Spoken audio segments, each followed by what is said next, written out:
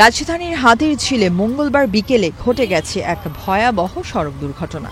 Brake fail হয়ে নিয়ন্ত্রণ হারায় একটি প্রাইভেট কার, আর তার ধাক্কায় উল্টে যায় সামনে সিএনজি অটোরিকশা। মঙ্গলবার দুপুর ৩টা ৩০ দিকে হাতিরঝিল মহানগর ব্রিজ থেকে পুলিশ প্লাজার দিকে যাচ্ছিল প্রাইভেট কারটি। হঠাৎ ব্রেক ফেল হলে গাড়িটি সামনে থাকা সিএনজিকে সজোরে ধাক্কা দেয়।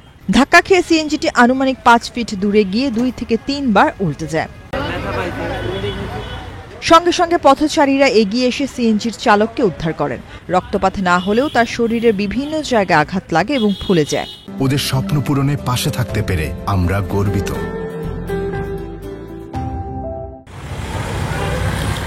প্রাইভেট কারটি আনুমানিক ৫০ থেকে ৬০ ফিট দূরে গিয়ে রাস্তার পাশে ফুটপাতে আঘাত করে থেমে যায়। গাড়ির মালিক নিজেই চালাচ্ছিলেন গাড়িটি। দুর্ঘটনার পর তিনি এগিয়ে এসে সিএনজি চালককে সান্ত্বনা দিয়ে বলেন, আপনার ক্ষতিপূরণ ও মেরামতের সব খরচ আমি বহন করব।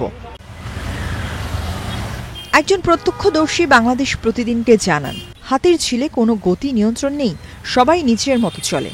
রাস্তায় খানাখন্দ আর আলো স্বল্পতার কারণে অন্ধকার হলে জায়গাটা হয়ে যায় ভুতুড়ে। ছিনতাইকারীরাও বেড়েছে। নগরবাসীর জন্য হাতিরঝিল যেন এক অভিশপ্ত এলাকা হয়ে যাচ্ছে।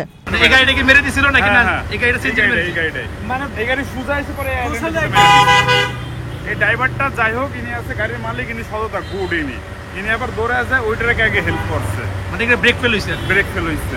এর জন্য এই গাড়িটা আমরা কোনো কিছু করি নাই আর কি। আমরা এখানেই ছিলাম, আমাদের গাড়িটা একটুর জন্য এখানে চলে গেছে, নাহলে আমরাও একটা অ্যাক্সিডেন্ট হইতাম। দুর্ঘটনার পর কিছু সময়ের জন্য যান চলাচল ব্যাহত হলেও পরবর্তীতে পথচারীরা এগিয়ে এসে পরিস্থিতি নিয়ন্ত্রণে আনে। দুর্ঘটনা হয়তো হঠাৎ ঘটে, কিন্তু নিয়ন্ত্রণহীন গতি, অন্ধকার আর অব্যবস্থাপনা, এসবই যেন সেই দুর্ঘটনাগুলোকে ডেকে আনে বারবার।